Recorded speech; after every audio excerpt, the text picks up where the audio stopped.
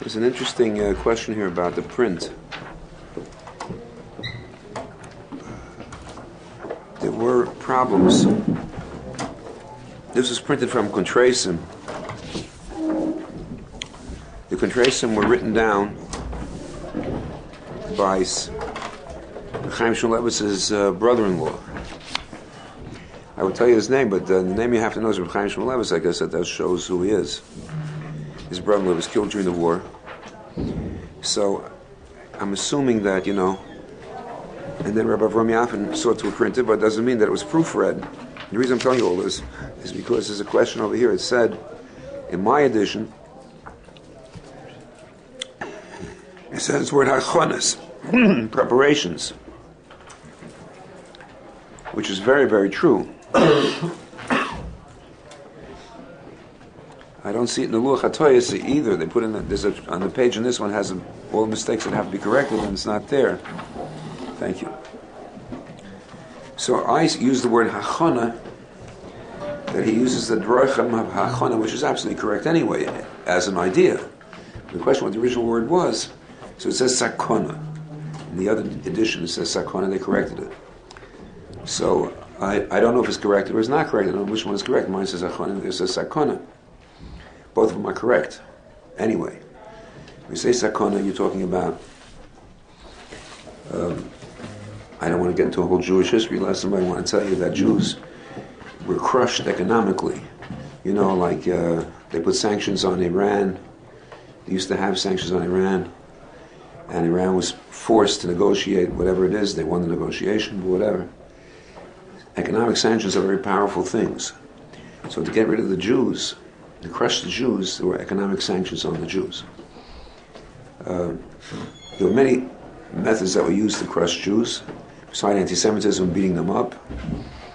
And if they called the police came and beat up the Jews more, like they did here in New York in 1904, during a riot of Goyim against the Jews. So the police came and they smashed the Jews to the floor.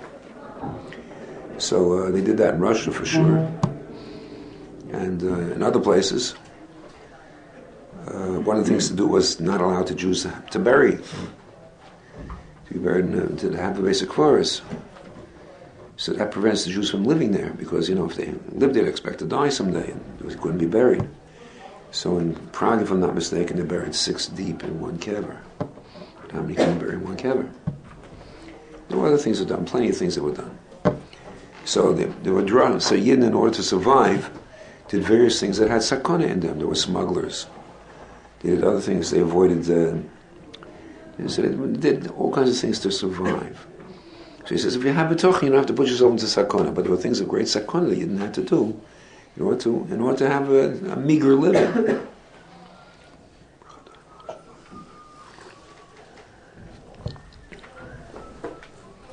Now,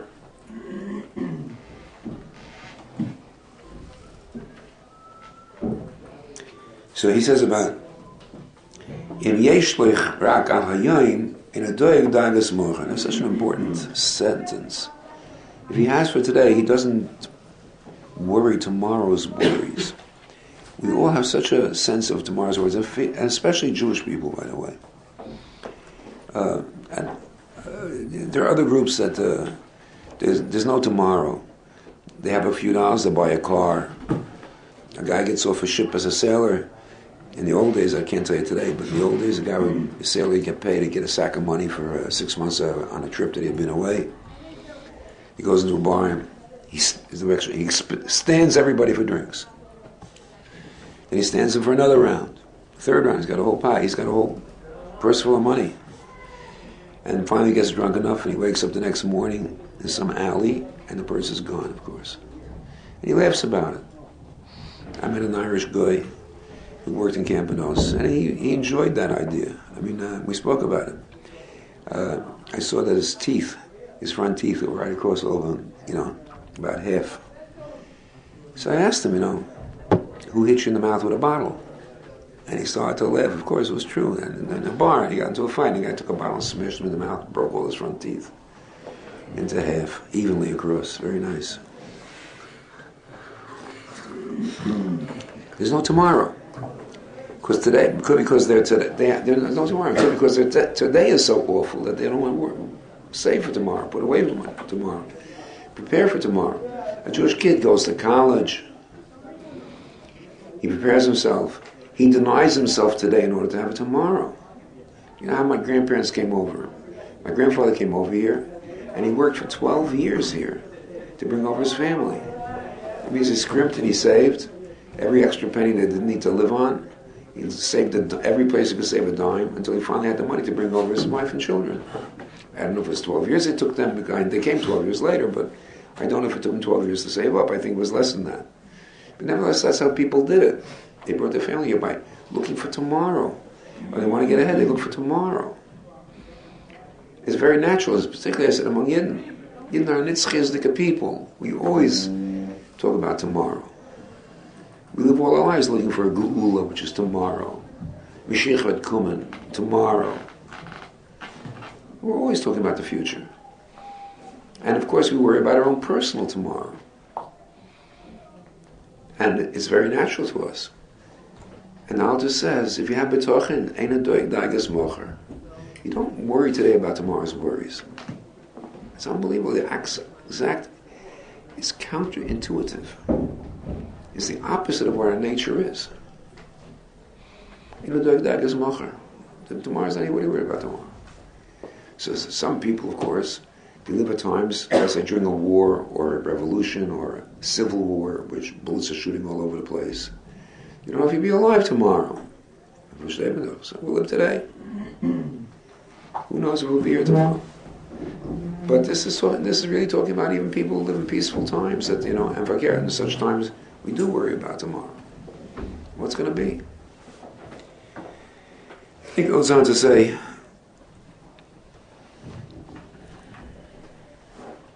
he doesn't disturb himself. Maybe he's not going to have everything. He's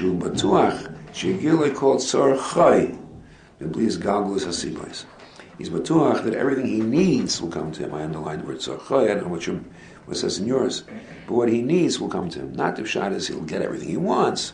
That we talked about in the story with the golden watch. But what he needs will come to him. What he needs will come to him. Tzarchai. You may have dreams that you need much more. Okay, but it doesn't mean that you need much more. It's just you want it. And it's going to be his galgalus hasibos. Without turning the wheels of the sources. I don't know what that means. It sounds like, I know what it means. I don't know how the idiom works. Sibos are sources for stuff. His galgos means to make something turn around and around. So it's very similar. It's saying like grinding a mill or something. You make it go, you turn it around and around and around and it grinds. His galgos hasibos, uses it all the time, the expression. Using the sibos to bring it about. And you make them roll, you roll them around. He's making all the efforts to make the thing happen. And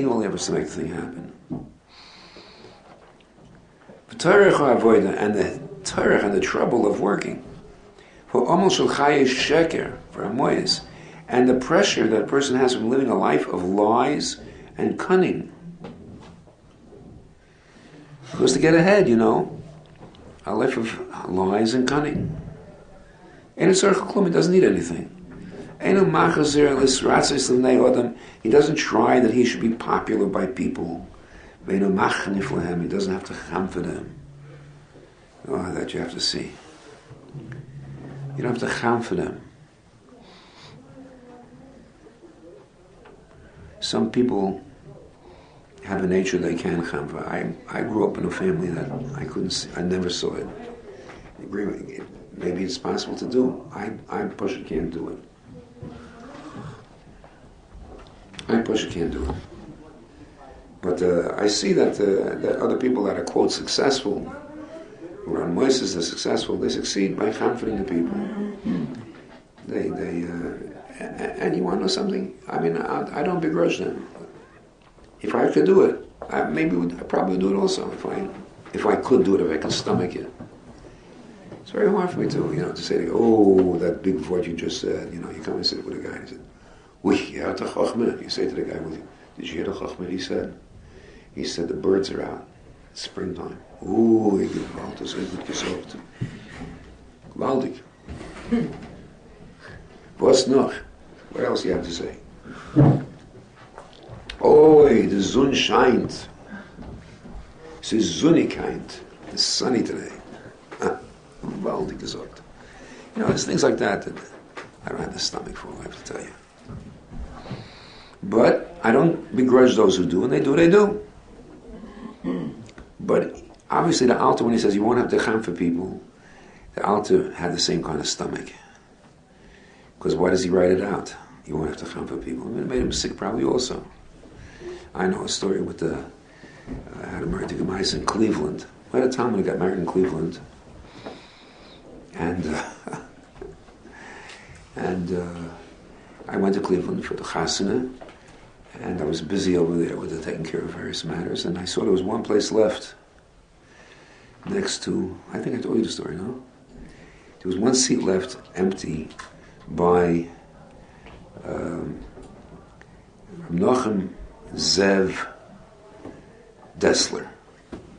He passed away already. He founded a day school, and I know who he is, Reb Menachem Zev Dessler.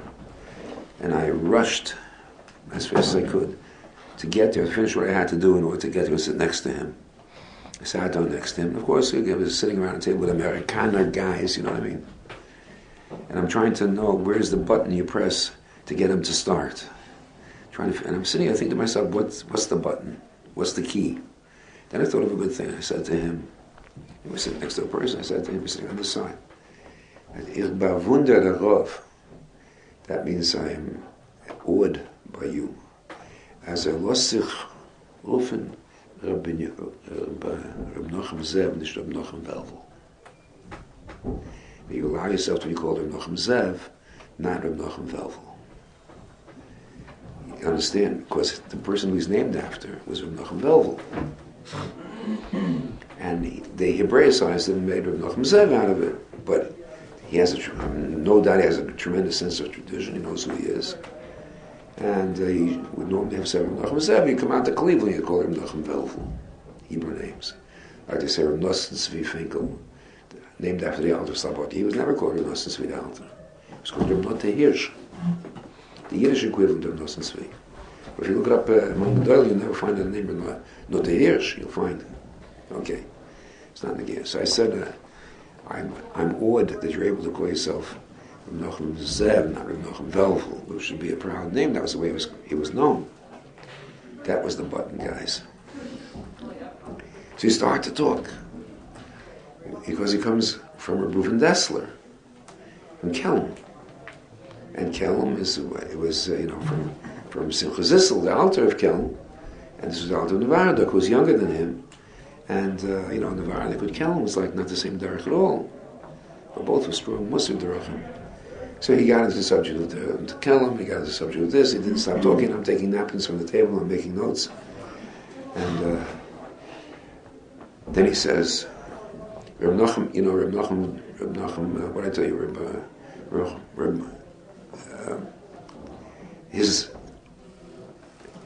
his grandfather, who was his grandfather, who was Dessler, was a very wealthy man, and he was a son-in-law of the Alter of Kelm. And during World War I, as the Germans came into Russia, so the whole Jewish population, or a lot of it, moved further east, like they did this during the Second World War also. So they came to Minsk. And Minsk, he was a wealthy man, or Reuven Dov, his name was. And he was a wealthy man, and he rented a fine apartment, or he bought it, he rented it, with furniture, with everything. And the Alter of Novaradok was there in Minsk. And he came to see him. And he was sitting there with a beautiful house, and a beautiful apartment. He was a wealthy man. Even in Golis, he was a wealthy man. So he told me, Reb Menachem Velvel, Reb Menachem Zev, that they still tell over in the family that the Alter came in to his father, and there was a couch. He sat on the couch and put his feet up on the couch. With his boots on, of course. Didn't take them off. He said, regardless of my family, they said nothing. Regardless of his family, said nothing. So I thought to myself, regardless of the Alter, that he did it. Why did he do it? He did it to be mevatel. Fancy couch, doors, clean doors. Well, you never put your boots on it. They understood his message to them, and he understood their message to him. They understood each other. But anyway, what I wanted to tell you was that, when I tell you the story,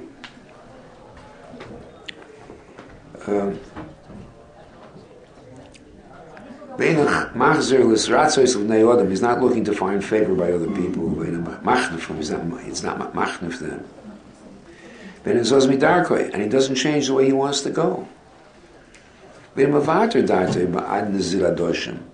he doesn't give away his opinion and to be silent about his opinion or to even change his opinion. Where does that expression come from?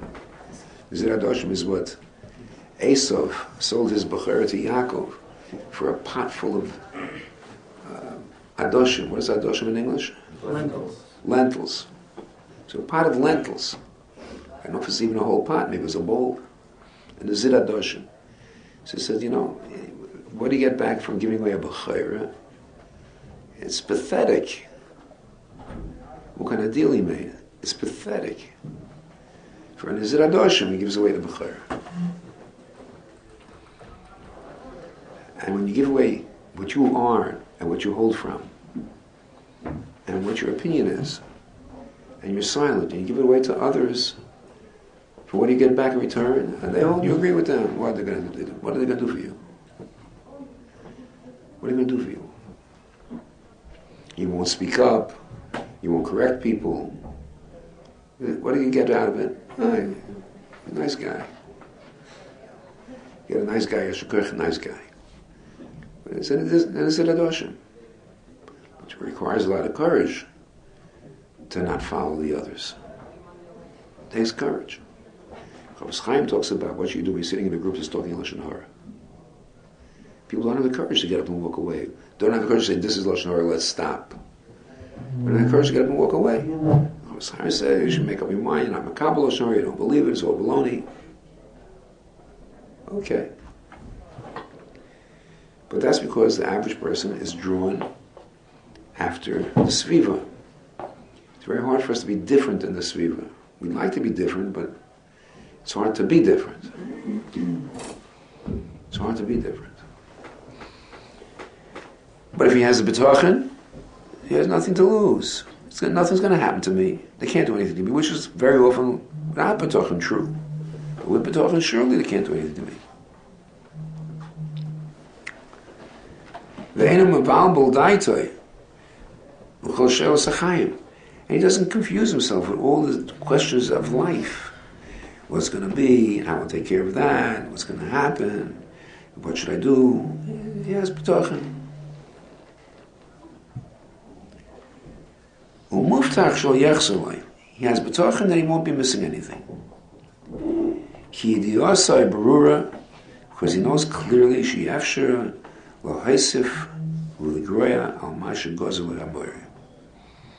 he knows he cannot lose and he cannot add anything to Rosh Gzeira.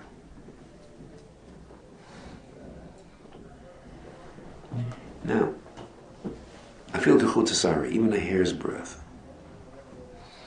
Now, of course, the primary lesson of this was, it says, Lo nitno Torah elo oichle hamon. Torah is given to people who ate mun. What's the significance of eating mun? The significance of eating mun is that how much you collected or how little you collected was the same amount. It's all b'dei shemayim. Torah requires bitachon. As I told you, we had a little group that asked Rav Perr to learn with us something special. And he picked out to learn from Chovos HaLevavos, not from here, from Chovos HaLevavos, Sharon Bitachon. I can't believe that he could have accomplished what he accomplished without Bitachon. Without Bitachon. I think I told you a story. We went to somebody and asked him about Brandeis College. No, I told you, I didn't tell you. Yes. I didn't tell you. Thank you. Saved me a job. He stood up for what he held was right. He's going to lose money on it. He's not going to lose money. It's not Bishar, it should come from this one, that's all. It'll come somewhere else, whatever I need it'll be. You can't do what he did without Bitachon. You can't do anything without Bitachon, anything real. You have to have Bitachon, the Rosh is going to help. You go through periods where you don't have Bitachon, you go through periods where your Bitachon is weak, and you have to learn how to be mechazik it.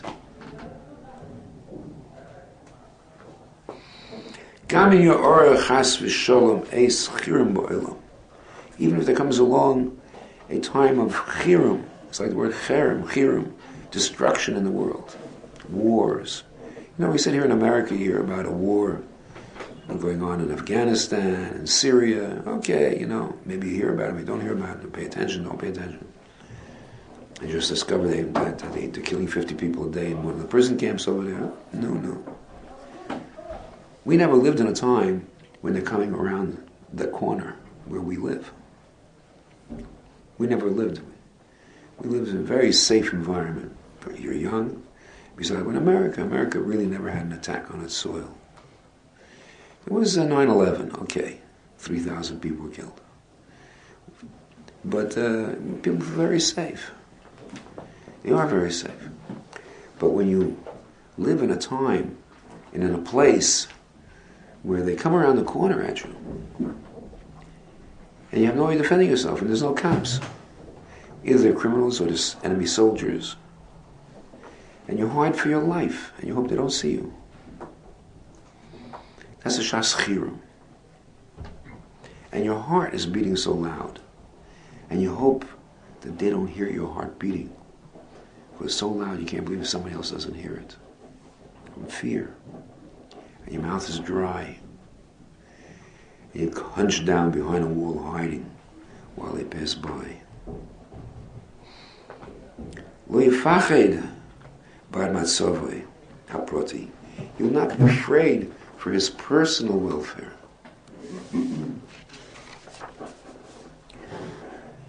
Lo yoned levovei, and his heart will not tremble. Why? When he has Bitachon, shema shaloi nigzar olav lo yagia elav l'ra.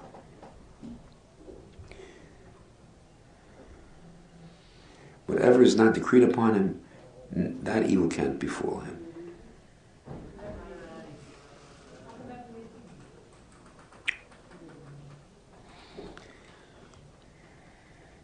Now you notice he said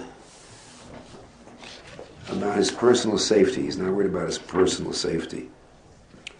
It could be it's appropriate to worry about the safety of Klal Yisrael. I know how to be machalik, how in a person's heart he can separate the two of them into two different things. But I think you could be concerned about the safety of Klal Yisrael, because the love of Klal Yisrael is machayev you to worry about the welfare of Klal Yisrael.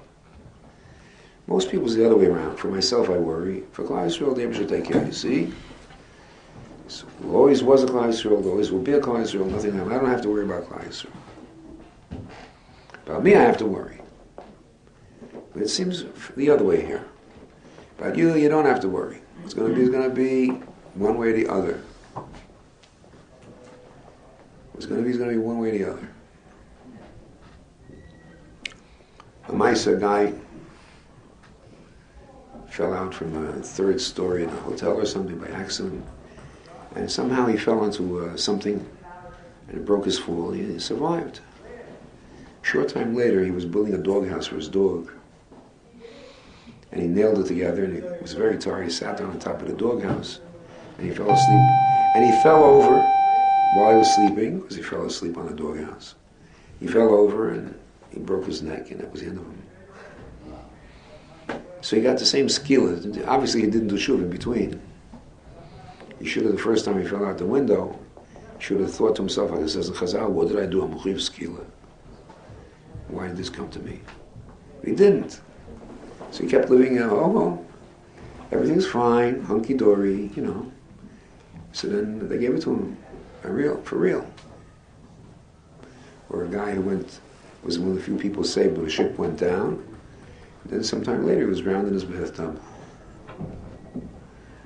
I guess the same thing. So you don't have to worry. What's going to come to you comes to you, bad or good. It's going to be. You have Bitachon that it's good, it's not good. If you don't have Bitachon it's not good, at least you should know it's Al's Gzerim and Hashemayim. Klal Yisrael you should die for. Klal Yisrael is going to survive for sure. That's for sure. My grandmother used to say, you should daven for Klal Yisrael, and you'll be one of them. And we'll be one of them. So what are you davening for Klal Yisrael for? Look at all the tefillahs all about Klal Yisrael. Because you have to die about Klal Yisrael. That's a Yid is mechuyev to die about Klal Yisrael, to worry about Klal Yisrael. The Xeris and everything else, the evil comes upon us. We have to worry about them. If we have to elect a president, I'm a shugana. But he's good for the Jews. So what's enough kamina? Is there a Meshugya? Is he good for America? He's good for America. Is it good for America to have such a crackpot in the White House? No, it's not a bazoya. But it's good for Yidden. First time there's an ambassador, Shomer Shabbos ambassador, and there's this and there's that. And he did all kinds of good stuff. All kinds of good stuff. They shut up the UN, stopped bellyaching about Israel over nothing. Very nice. For him, I'm going to vote. I would die for Klal Yisrael. It's something that looks better for Klal Yisrael. I don't know if it really is, but it looks better for Klal Yisrael. It looks better. I'm going to vote for him. That's all. Nothing else matters.